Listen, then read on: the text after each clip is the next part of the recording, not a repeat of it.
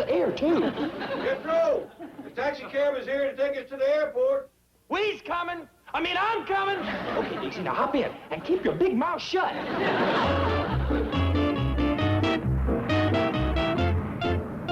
I blame you for the whole mess, Miss Hathaway. And believe me, this trip to England is coming out of your salary. Then I'm stopping right here. No, keep going. We miss that plane, the Clampetts will get to London without us. Then let's hear no more talk blaming me. You're the one who hired that cheap British actor to impersonate the Queen's minister. He's the one who sold them Canada. Okay. The important thing is to keep them from going to Buckingham Palace and giving that phony deed to the Queen. Now, Chief, look on the bright side. What bright side? Well, they even had that miserable truck flown to London. I still say there's a bright side. What is it? When I think of one, you'll be the first to hear it.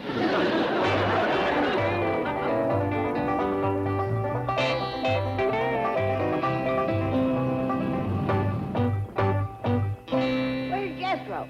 Oh, he's coming, Granny. Why ain't he with us? Well, he's just upset because you wouldn't let him bring along Ellie's turkey buzzards to hunt oafs. Well, I aim to do some sleeping betwixt here and England. And at my age, I ain't stretching out and closing my eyes in the same room with no buzzards.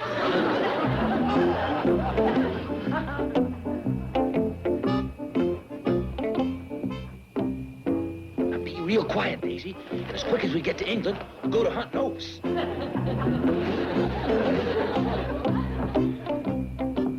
Would you like me to take that for you? Oh, no. She's fine. It's fine. I'll tell you what you can do. You can let us know when we fly over Canada. I'd be happy to. It belongs to us, you know. We bought it yesterday. What? Canada? Hey, Uncle Jed, this little old gal don't believe that we own Canada. Show her the deed. Jethro, will you stop yapping about us owning Canada? It's only ours till we give the deed back to the Queen. We made it. Howdy, Mr. Drysdale, Miss Jane. I'll sit here with Jethro. You keep Ellie company. Right, Chief.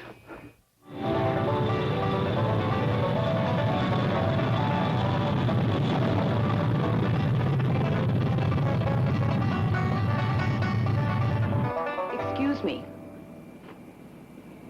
If you look out the window, you can see Winnipeg. Winnipeg? We're over Manitoba now, and pretty soon we're going to be flying over Ontario.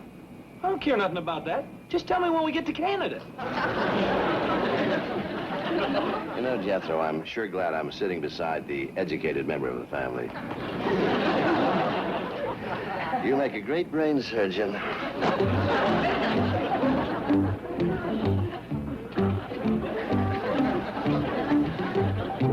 Get hungry. I got some chitlins in my pocket. No thanks. I was talking to my friend in the bag there.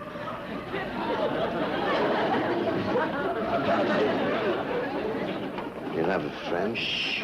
I smuggled her on board. Who is she? Give you 3 guesses. Elizabeth Taylor. Guess again. Give me a hint. Well, she's got a long nose, beady eyes, scaly legs, and 3 toes on each foot. Miss, could I have a tranquilizer? Oh, of course. Your first flight? My last. Beady eyes, scaly legs, 3 toes in each foot.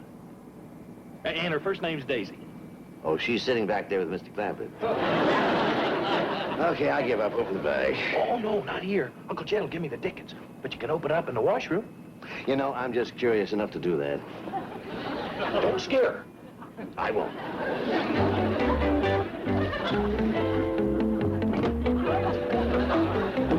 I'm sure glad you're going to England with us, Miss Jane. Yeah. And quick as we give the deed to Canada back to the Queen, you can help us fight the War of the Roses. Now, Granny.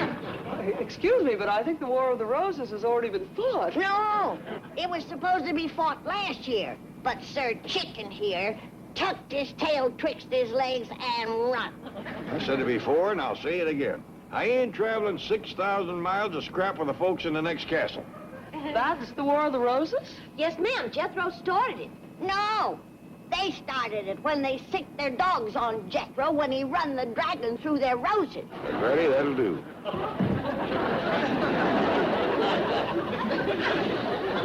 Good grief.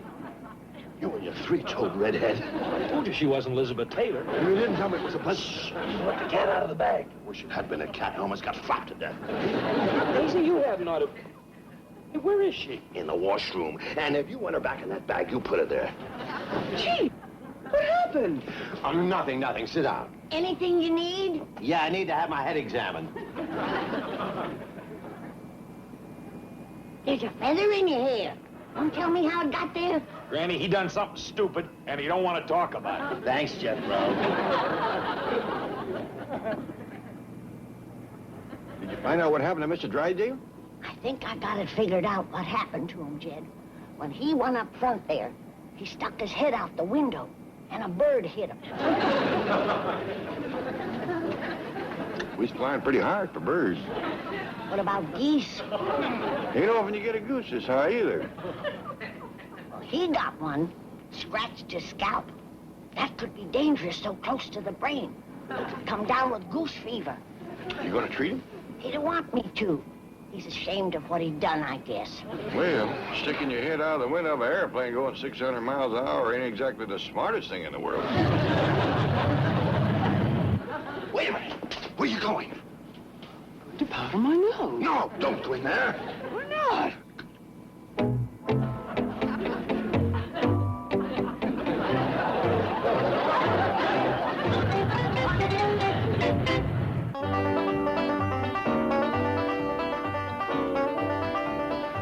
Oh, did the tranquilizer help any, sir? Oh, yes, I feel fine now, thanks. Oh, good, you're welcome.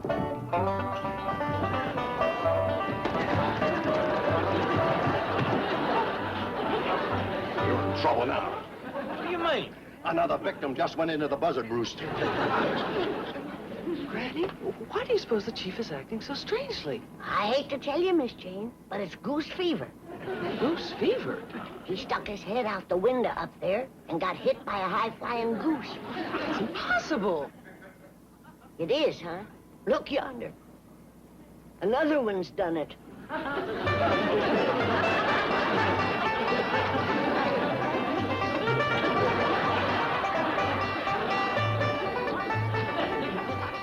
He'll be having a seizure any minute. The goose scratches is right next to his brain.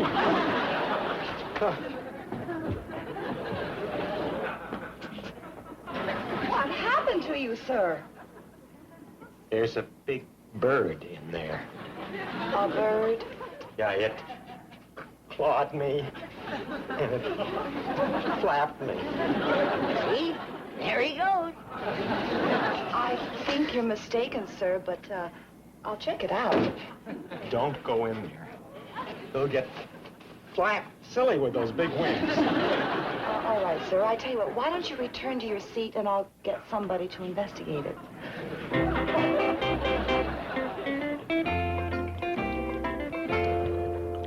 You think this'll cure his goose fever, Granny? No, but it'll quieten him down so he won't go flying around the cabin. Here you are. Take this. It'll make you feel better. Oh, thanks. I can use a drink of water.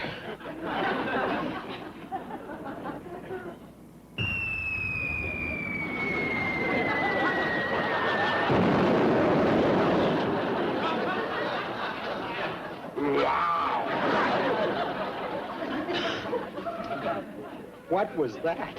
Smoky Mountain Soothing Syrup. Who were you? I'm Mother Goose.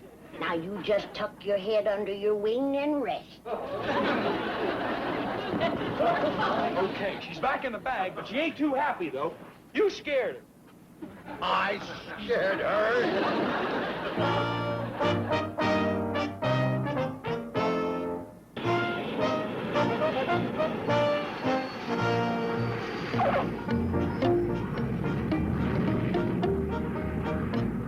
Hope you enjoyed your flight. Goodbye. Hope you enjoyed your flight. And did you enjoy your flight, sir? Yeah, the plane ride was nice, too. Bye. Bye. Bye. Goodbye. Goodbye, sir. Have a shame. Bye. What are you doing? Miss Jane said they won't let me take my buzzard through customs. So I'm gonna turn her loose here, and she'll meet us in front of the airport. She'll meet us? Heck yeah! I got her trained to fly around and land on the truck. Come on, Daisy. Listen, Jethro, wait. Why don't you go ahead and get the truck, and I'll smuggle Daisy through customs. Okay, swell. I'll meet everybody in front of the airport. Chief, you'll never get that buzzer through customs. They'll quarantine it. Exactly. I've had enough of this bird for one trip.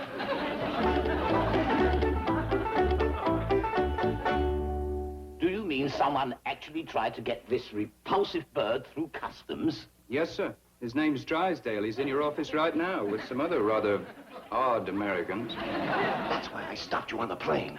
I got locked in the washroom with that thing, and it flopped me up one wall and down the other. Mr. Drysdale's having another seizure. Poor man. I've got to help him. Mr. Drysdale, please.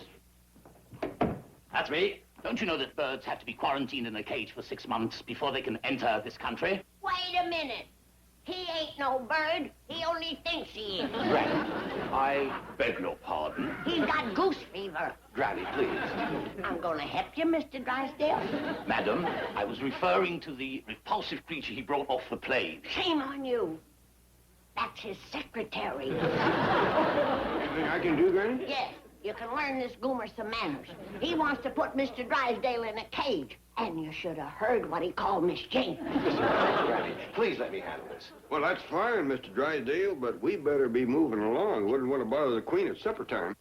You are going to see the Queen? Well, we ain't going to have supper with her. Just want to give her back the deed to Canada. And then we got to get to our castle and commence fighting the War of the Roses. Now, Granny. Did you say the War of the Roses? Have you heard of it? But of course. Every schoolboy has heard of the War of the Roses. You see that, Jed? It's all over England that we run out on the feud. They've even got it in school books. Granny, please let me handle this. You go and lie down. You're burning up with fever, you silly goose.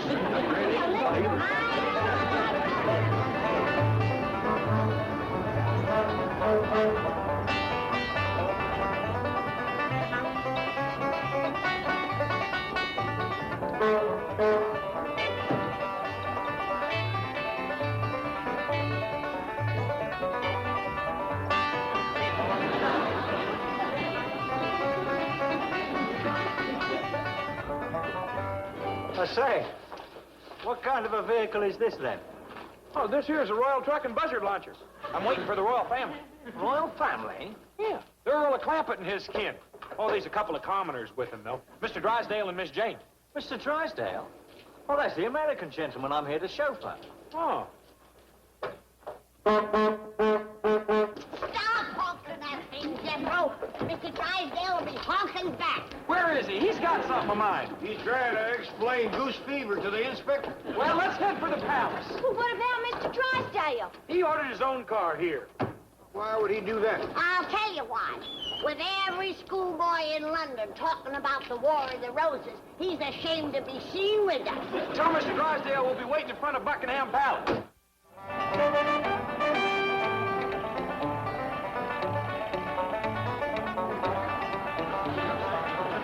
Sure am glad we brought the truck to London. It's dandy for sightseeing. Yeah, and we're the sight everybody is seeing. Did you see how folks are staring and pointing at us? They know we run out on the feud. Now, Granny. She's right, Uncle Jed. Ain't no other reason they'd be laughing at us. Pay no attention to her. Just drive on to the palace. We got business with the Queen. Mr. Drysdale? Yes? Now, this is your car, sir. Oh, where are the hillbillies? If you're referring to the Earl of Clampett and his family, sir, they went off in the royal truck. They've gone? Yes, they said they wait for you in front of Buckingham Palace. Oh, no.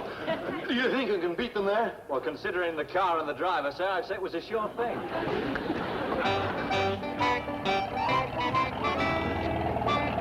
Where are we, Jethro? We's in what you call Hyde Park. Good. Pull up to them bushes and let's hide. Keep going, Jethro. Anybody see a street sign? I seen one, Paul. It says this here's Rotten Road. Stop right here, Jethro. This is where we belong. Rotten Road. Drive on, boy.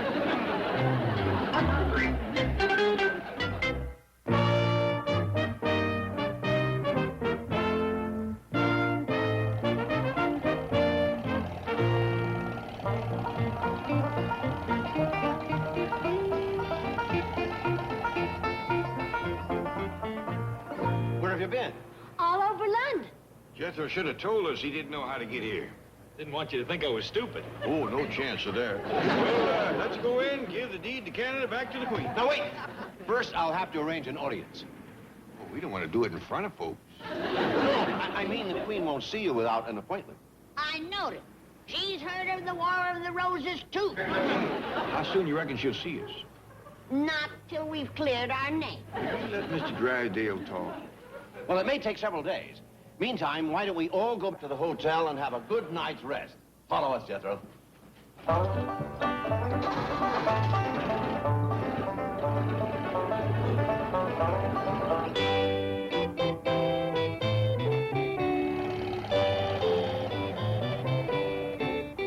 Miss Hathaway and I will go in and make arrangements. You want us to come along? No. Wait here. We might have to try another hotel.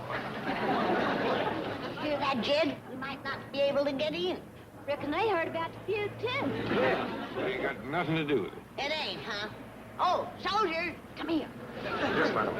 Have you heard about the War of the Roses? Oh, indeed, madam. See? How much you know about it? Well, it's probably the most famous feud in the history of England. It involved two families, two royal houses. You know how it started? Well, there's some debate as to which house first let loose the dogs of war. Excuse me.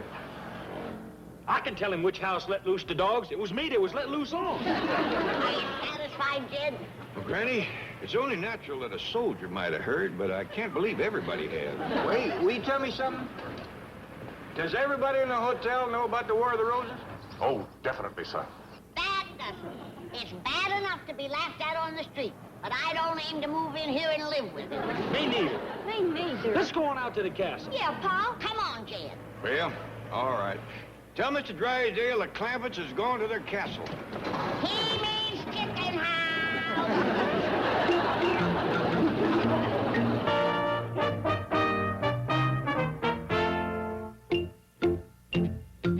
Thank you for alerting us, Mr. Drysdale. Yes, I'll have them phone you, sir. Good day.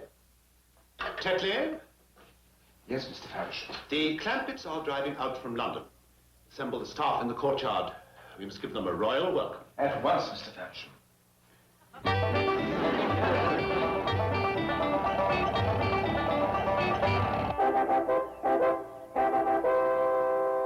Now, just a word of caution. Let us not mention the presence of the Clampett family to our friends in the next castle. Colonel Dumbarton has not forgotten the Black Knight, Master Jethro, riding through his prize roses. Excuse me, Mr. Faversham, sir. A group of gypsies is approaching the castle. Really? Yes, and they're driving a most disreputable-looking vehicle. These vagabonds are going to spoil the arrival of the Clampetts. Mr. Tetley, those vagabonds are the Clampetts. Tetley, stay. Stay.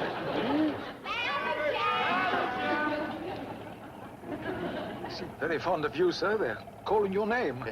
No, they usually call me Major or Mr. Domo. They think Faversham is a greeting.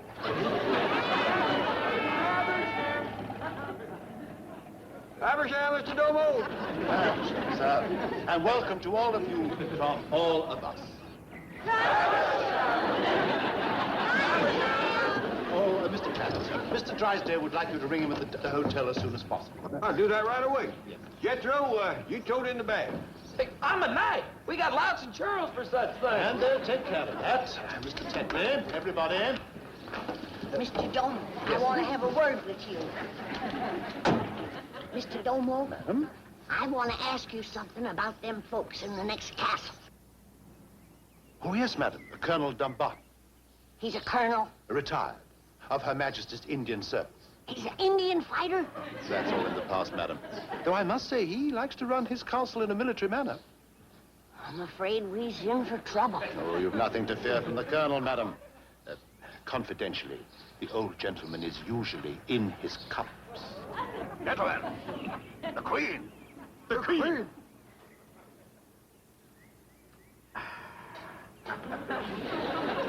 Prepare to fire the sunset gun.